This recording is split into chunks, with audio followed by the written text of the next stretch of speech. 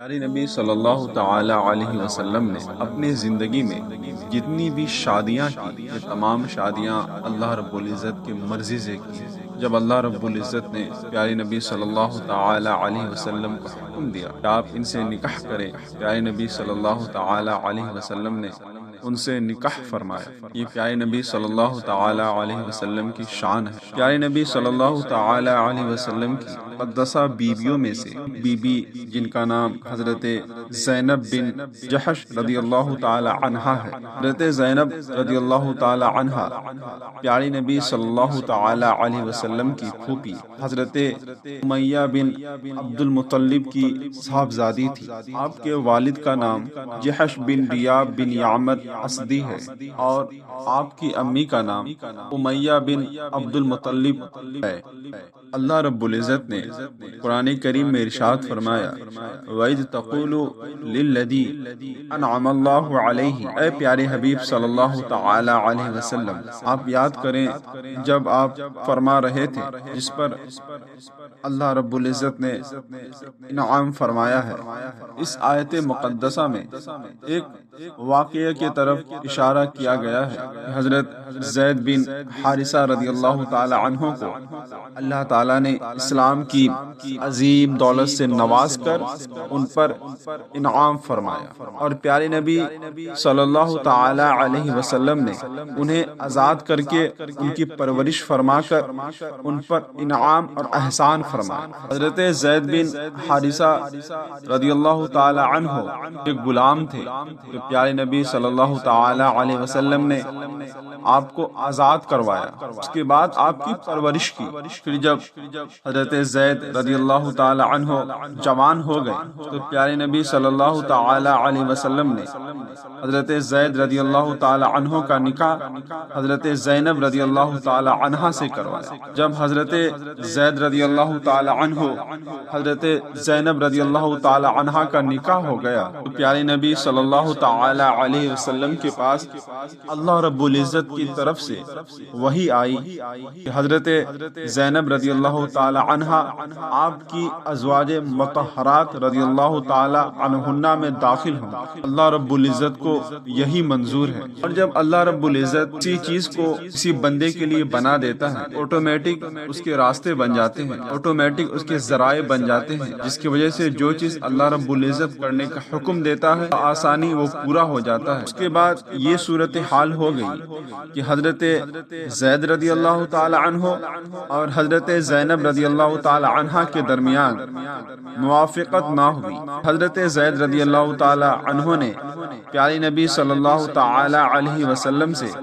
اپنی بیوی حضرت زینب رضی اللہ تعالی عنہ کی سخت انداز میں گفتگو، تیز زبانی، اطاعت نہ کرنے اور اپنے آپ کو بڑا سمجھنے کی شکایت کی۔ ایسا بارہا ہوتا رہا، اور ہر بار پیارے نبی صلی اللہ تعالی علیہ وسلم حضرت زید رضی اللہ تعالی عنہ کو سمجھا دیتے اور آپ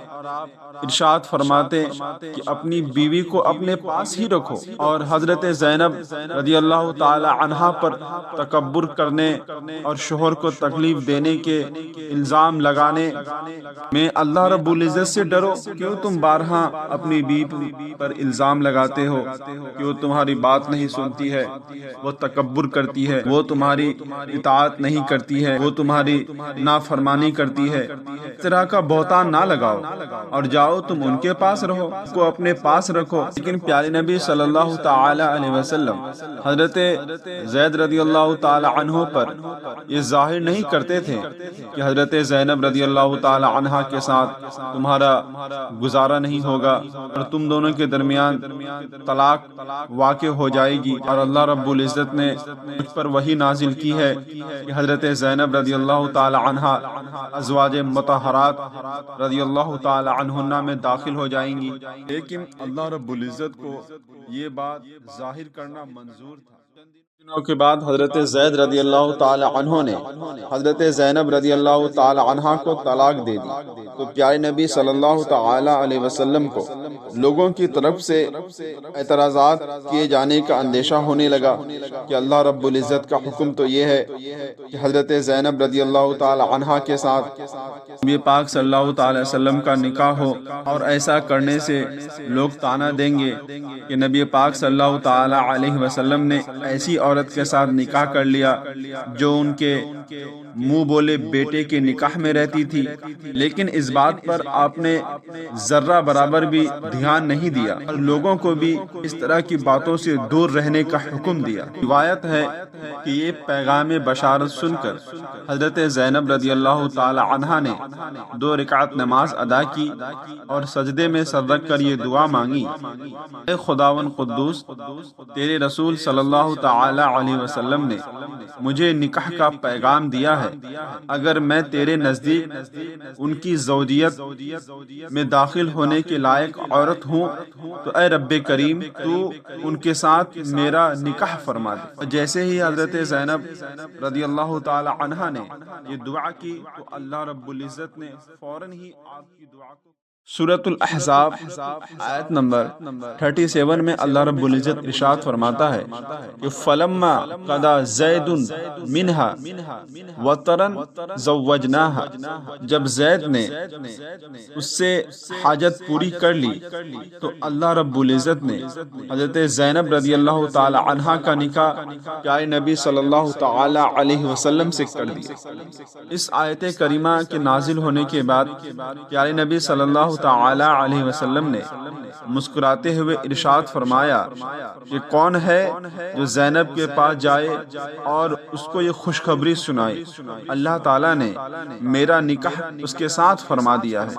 یہ سن کر پیارے نبی صلی اللہ تعالی علیہ وسلم کی خادمہ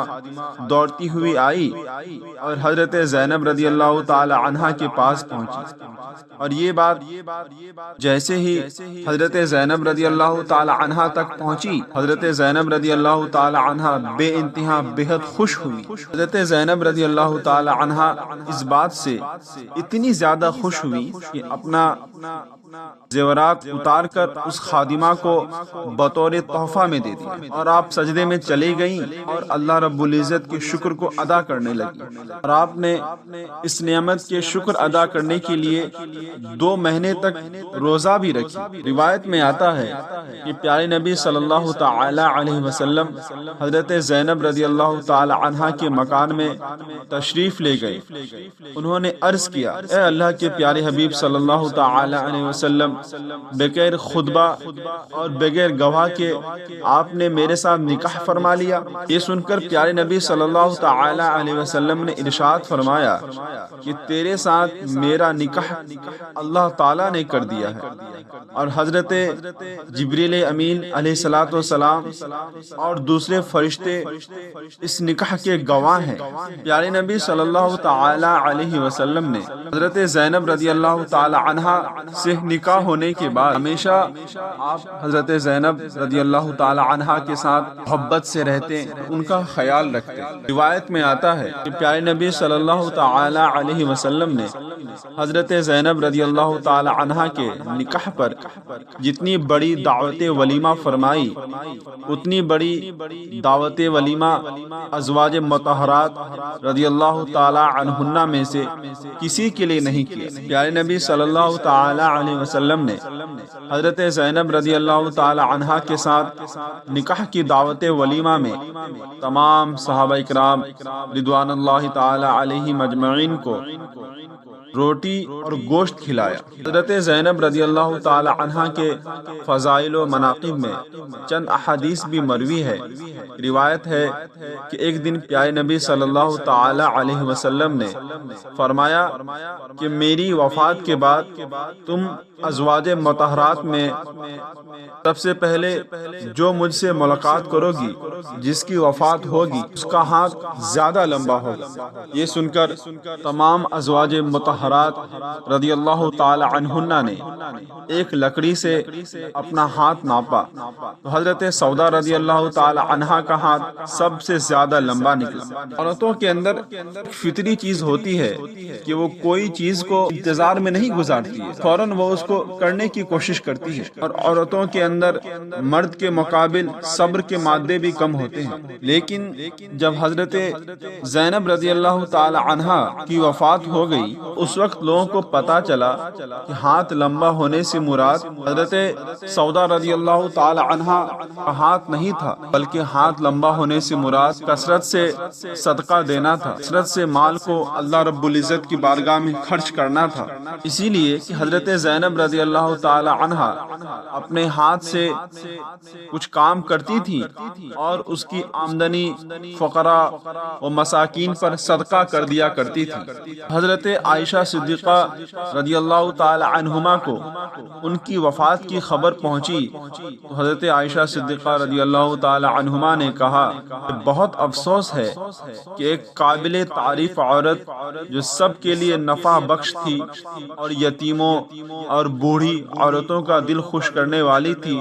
آج دنیا سے چلی گئی۔ حضرت عائشہ صدیقہ رضی اللہ تعالی عنہما کا بیان ہے کہ میں نے بھلائی اور سچائی میں اور رشتہ داروں کے ساتھ مہربانی کے معاملے میں حضرت زینب سے بڑھ کر کسی اور کو نہیں دیکھا۔ منقول ہے کہ حضرت زینب رضی اللہ تعالی عنہا ازواج مطہرات رضی اللہ تعالی عنہن سے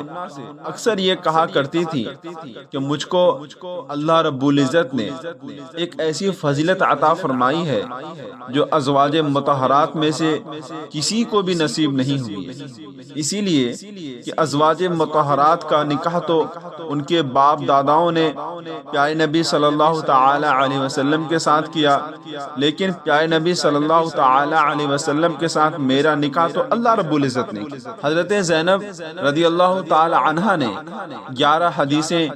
پیارے نبی صلی اللہ تعالی علیہ وسلم سے روایت کی ہے، جن میں سے 2 حدیثیں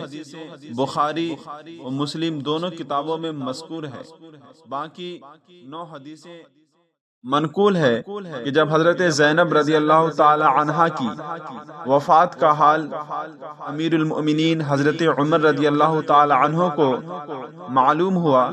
تو آپ نے حکم دیا کہ مدینے کے ہر گلی میں، بازار میں یہ اعلان کر دیا جائے کہ تمام اہل مدینہ اپنی مقدس ماں کی نماز جنازہ میں شرکت کریں۔ امیر المؤمنین حضرت عمر رضی اللہ تعالی عنہ نے خود ہی ان کی نماز جنازہ پڑھائی۔ حضرت زینب رضی اللہ تعالی عنہا جنت البقیع میں دفن کی گئی۔ 53 برس کی عمر پا کر مدینہ المنورہ میں دنیا سے رخصت ہو گئی۔ ہجری میں اختلاف ہے، بعض یہ کہتے ہیں کہ 20 ہجری میں آپ کا وصال ہوا اور بعض یہ کہتے ہیں کہ 21 ہجری میں آپ کا وصال ہوا، لیکن مورخین کا اس پر اتفاق ہے کہ 53 برس کی عمر میں آپ کا وصال ہو گیا۔ پیارے نبی صلی اللہ تعالی علیہ وسلم کی زندگی سے ہر مسلمان کو، ہر عاشق رسول کو کچھ نہ کچھ ضرور ملتا ہے، کچھ نہ کچھ ضرور سیکھنے کو ملتا ہے، کچھ نہ کچھ چیزیں ایسی حاصل ہو جاتی ہے جس کے ذریعے مسلمان اپنی زندگی میں بہت سارے مشکلوں سے محفوظ رہ سکتا ہے، بہت ساری آفتوں سے، بلاؤں سے اپنے آپ کو بچا سکتا ہے۔ شرط یہ ہے کہ ہم جو کچھ سنتے ہیں، جو باتیں ہم تک پہنچتی ہے، ہم اس پر عمل کرنے کی کوشش کریں۔ یقیناً اگر مسلمان اس طرح کرے گا تو وہ دنیا میں کامیاب ہو جائے گا اور یقیناً آخرت میں تو اس کی کامیابی